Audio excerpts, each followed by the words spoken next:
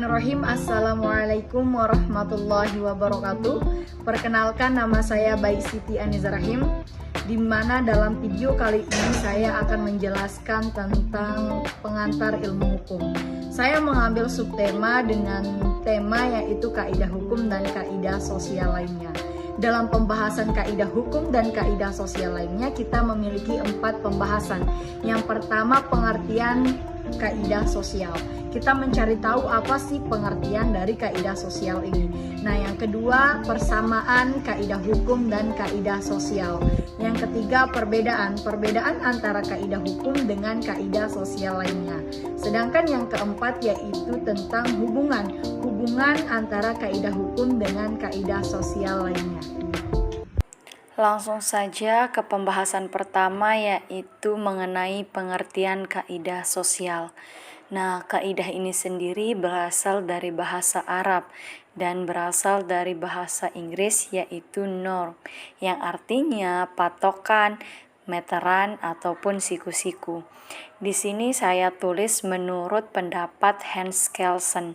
Nah, Hans Kelsen ini berpendapat bahwa kaidah sosial itu adalah that something ought to happen, especially that a human being ought behave in a specific way. Maksudnya di mana kaidah normal sebagai aturan tingkah laku atau sesuatu yang harus dilakukan oleh manusia dalam keadaan tertentu. Seperti yang kita ketahui, sebenarnya fungsi kaidah itu untuk mencegah. Tetapi di fungsi lain, kaidah ini juga berfungsi sebagai mengatur berbagai kepentingan manusia yang sama atau kepentingan manusia yang berbeda agar tidak terjadi bentrokan.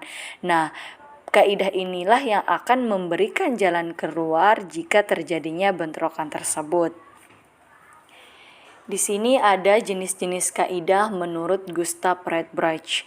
Dia berpendapat bahwa kaidah itu ada 2, ada kaidah alam dan ada kaidah kesusilaan. Yang dimaksud dengan kaidah alam adalah kaidah yang menyatakan tentang sesuatu yang pasti akan terjadi. Contohnya, manusia pasti akan mati. Kita sebagai makhluk sosial atau sebagai manusia, kita tidak bisa memungkiri hal tersebut karena hal tersebut bersifat kaidah alam gitu. Sesuatu yang pasti akan terjadi kepada kita, yaitu mengenai kematian. Yang kedua, ada kaidah kesusilaan. Nah, kaidah kesusilaan ini adalah kaidah yang menyatakan sesuatu yang seharusnya terjadi. Contohnya, manusia seharusnya tidak membunuh. Akan tetapi di dalam ini ada 2 kemungkinan, yaitu manusia tidak membunuh, akan tetapi manusia juga membunuh. Itu menurut pendapat Gustav Friedrich. Di sisi lain, sebenarnya jenis-jenis kaidah itu ada 4. Yang pertama ada kaidah kesusilaan, yang kedua ada kaidah agama, yang ketiga ada kaidah kesopanan, dan yang terakhir ada kaidah hukum. Nah, kaidah hukum inilah yang akan kita hubungkan gitu dengan kaidah-kaidah sosial lainnya.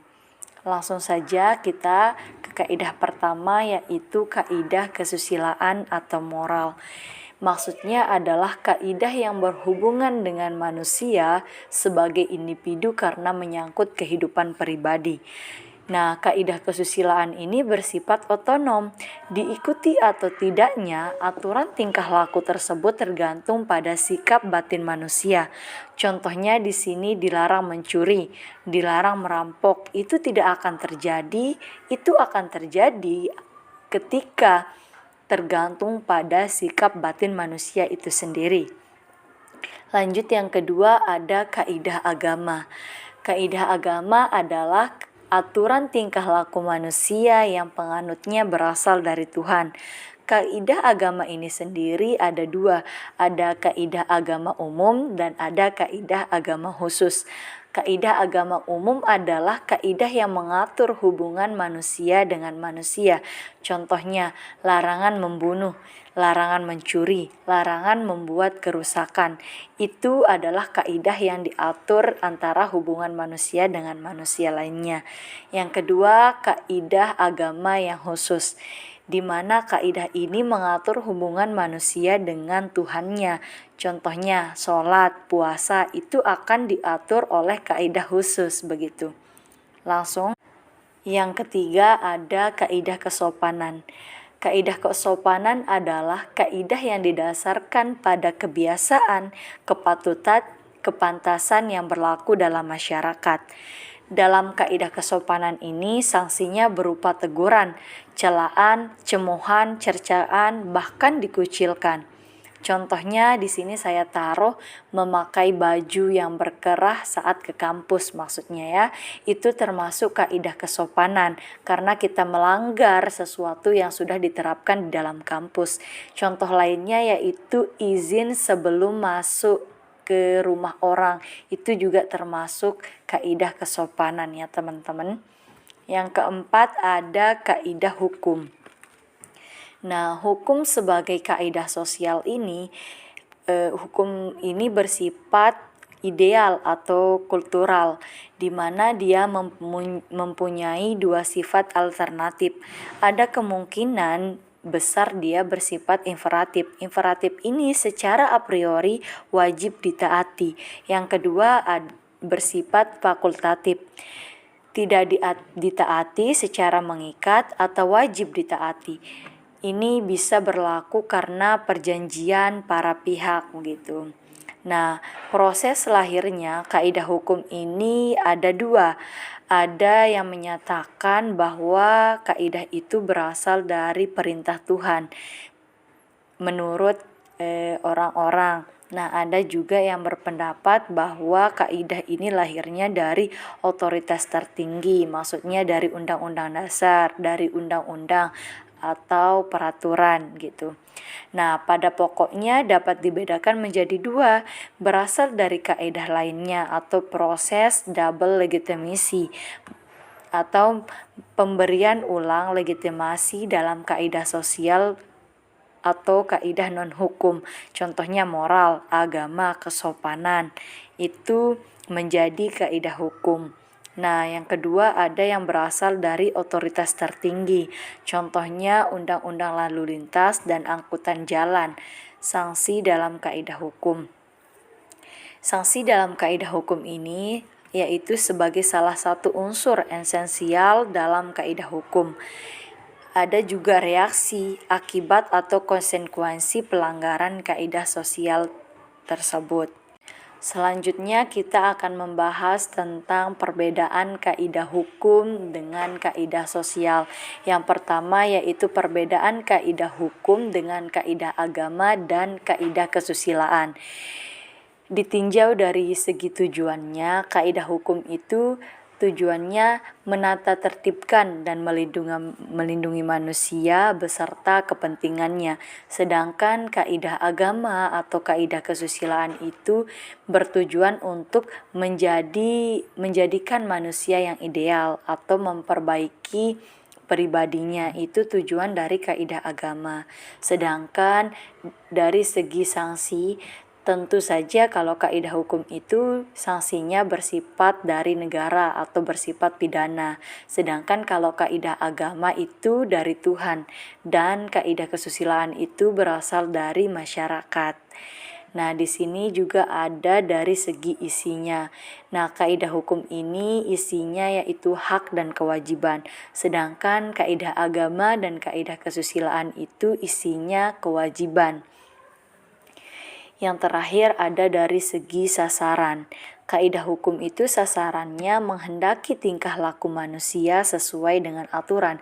Karena apa? Kalau kita tidak mentaati peraturan yang ada di dalam masyarakat, kita akan disanksi gitu, yaitu sanksi pidana. Nah, sedangkan kaidah agama dan kaidah kesusilaan ini menghendaki agar setiap batin manusia menjadi baik. Perbedaan yang kedua yaitu perbedaan kaidah hukum dengan kaidah kesopanan. Nah, kaidah hukum ini dari sisi isinya itu ada hak dan kewajiban, sedangkan kesopanan ini isinya memberi kewajiban. Ada kewajiban tersendiri dalam kaidah kesopanan tersebut. Yang kedua, dari segi pelaksanaannya. Kaidah hukum ini pelaksanaannya dipaksakan oleh negara secara resmi. Karena kalau tidak dipaksakan, kita akan melanggar terus-menerus kaidah hukum ini. Yang kaidah kesopanan dari pelaksanaannya itu dipaksakan oleh masyarakat secara tidak resmi. Kita wajib mentaati kaidah kesopanan ini walaupun tidak bersifat tertulis karena itu ditekankan oleh masyarakat setempat begitu. Selanjutnya kita membahas tentang persamaan kaidah hukum dan kaidah sosial lainnya. Di sini ada yang pertama yaitu memandang manusia sebagai makhluk sosial. Kaidah hukum dan kaidah sosial sama cara pandangnya kepada manusia, yaitu memandang manusia sebagai makhluk sosial. Yang kedua ada melindungi kepentingan perorangan atau umum. Dalam kaidah hukum, dalam kaidah sosial kita sama-sama dilindungi kepentingan perorangan kita atau kepentingan bersama. Yang ketiga ada tata tertib dalam masyarakat. Nah, kaidah hukum ini juga bertata tertib dalam bermasyarakat. Begitu juga dengan kaidah sosial. Nah, yang keempat itu ada heterotom. Heterotom ini maksudnya adalah nilai yang disepakati oleh banyak orang gitu. Demikian tadi pembahasan kita mengenai kaidah hukum sebagai kaidah sosial lainnya. Semoga apa yang saya sampaikan bermanfaat untuk kita semua. Kita dapat mengambil apa saja yang bisa diambil gitu. Sekian video dari saya. Assalamualaikum warahmatullahi wabarakatuh. Bye.